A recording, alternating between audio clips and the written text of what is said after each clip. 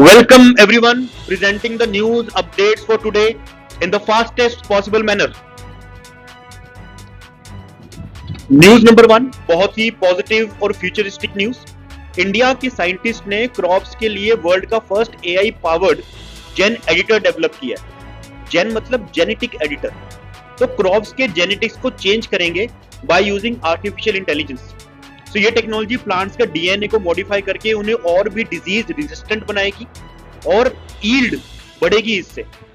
Simple language में कम fertiliser लगेगा, better crops होंगी और प्रोडक्शन भी ज्यादा होगी।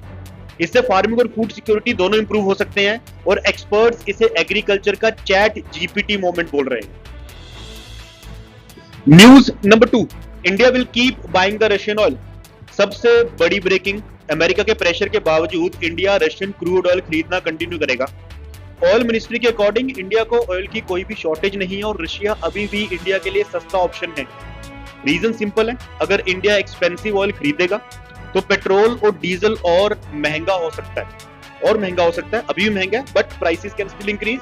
यानी जियोपॉलिटिक्स अलग चल रही है और इंडिया अपना इकोनॉमिक इंटरेस्ट अलग देख रहा है। News number 3, Iran starts bitcoin shipping insurance. अब सुनिए शॉकिंग न्यूज। ईरान ने स्ट्रेट ऑफ हॉर्मुज के लिए bitcoin back shipping insurance launch कर दिया है। स्ट्रेट ऑफ हॉर्मुज दुनिया का मोस्ट इंपॉर्टेंट ऑयल रूट है जहां से ग्लोबल ऑयल सप्लाई का ह्यूज पार्ट गुजरता है। ईरान का आइडिया है कि क्रिप्टो यूज करके सैंक्शंस को बाईपास किया जा सकता है। अगर ये मॉडल सक्सेसफुल हुआ तो फ्यूचर में इंटरनेशनल ट्रेड में क्रिप्टो का रोल बहुत बड़ा हो सकता है। न्यूज नंबर 4, कार्स में get costlier, mileage fall. Cars buyers के लिए बैड न्यूज है। 2027 से इंडिया में नए व्हीकल टेस्टिंग नॉर्म्स आ सकते हैं। इन रूल्स की वजह से कार कंपनीज को एक्स्ट्रा टेक्नोलॉजी लगानी पड़ेगी जिसकी वजह से prices will increase. Entry level car around 30,000 तक महंगी हो सकती है और एसयूवीज 1 लाख रुपए तक एक्सपेंसिव हो सकती हैं और शॉकिंगली माइलेज भी थोड़ी कम हो सकती है। Reason being we need to match up with the world emission norms and stricter pollution norms. News number 5, RBI gives relief to bank. RBI ने बैंक को एक बड़ा रिलीफ दिया है। अब बैंक्स को इन्वेस्टमेंट फ्लक्चुएशन रिजर्व मेंटेन करना compulsory नहीं है। सिंपल लैंग्वेज में बैंक्स के पास अब ज्यादा फ्लेक्सिबिलिटी और एक्स्ट्रा कैपिटल रहेगा। इससे लैंडिंग और ट्रेजरी ऑप्शंस में ईज आ सकता है। अब 6th न्यूज मणिपुर से। मणिपुर में सिक्योरिटी फोर्सेस अभी मैसिव सर्च ऑपरेशन चला रही है क्योंकि 38 से ज्यादा लोगों को आर्म्ड ग्रुप्स ने एलिजिडली होस्टेज बना रखा था। ये इंसिडेंट कंगपोकपी और सेनापति डिस्ट्रिक्ट में हुआ ऑन May 13th। बैकग्राउंड इस न्यूज का यह है कि मणिपुर में लास्ट कुछ सालों से एथनिक क्लैशेस और आर्म्ड वॉयलेंस चल रही है, स्पेशली मेतेई और कुकी कम्युनिटीज के बीच टेंशंस के बाद। अब आर्मी, पुलिस और स्निफर डॉग्स हिल्स में कॉम्बिंग ऑपरेशंस कर रहे हैं ताकि मिसिंग लोगों को सेफली रेस्क्यू किया जा सके। Situation has not solved yet. Situation right now is very sensitive. अब 7वीं न्यूज की तरफ बढ़ते हैं जो कि बहुत ही दुखद है क्योंकि भारत एक तरफ सुपर पावर बनने की बात कर रहा है और दूसरी तरफ किसान और छात्र लगातार टूट रहे हैं। मध्य प्रदेश के राजगढ़ में एक किसान ने फांसी लगाकर आत्महत्या की। कर्नाटक में दावा किया गया है कि सिर्फ 2024 में लगभग 3,000 किसानों ने आत्महत्या की है, लेकिन सरकार जश्न और राजनीतिक कार्यक्रमों में व्यस्त दिखाई दे रही है।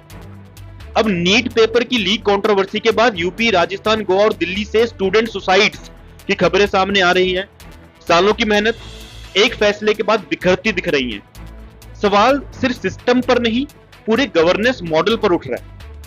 चाणक्य ने कहा था कि प्रजा के दुख में ही राजा के दुख होना चाहिए, लेकिन आज लोग मर रहे हैं और सिस्टम सिर्फ आंकड़े गिन रहा है। नेक्स्ट न्यूज कि इंडिया और 5 नॉर्डिक देशों ने ग्रीन टेक पैक्ट पर हस्ताक्षर किए।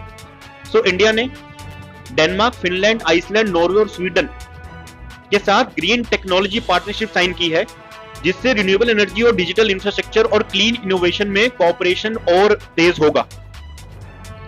9वीं news, new land transfer norms to aid public asset monetisation. सरकार अब नए लैंड ट्रांसफर रूल्स ला रही है ताकि रेलवे सरकारी कंपनियों और दूसरी एजेंसीज की खाली पड़ी जमीन को ना लीज या फिर कॉमर्शियल यूज के लिए दे सके। इससे पैसे कमाए और कमाए हुए पैसे को इंफ्रास्ट्रक्चर और डेवलपमेंट प्रोजेक्ट्स में लगाए। Yes, now last but the most insightful news. 3 stories, 1 reality. Russia की वॉर ग्राउंड पर फंसती दिख रही है। ईरान वॉर में अमेरिका ने 42 एयरक्राफ्ट तक डैमेज या फिर डिस्ट्रॉय कर चुका है।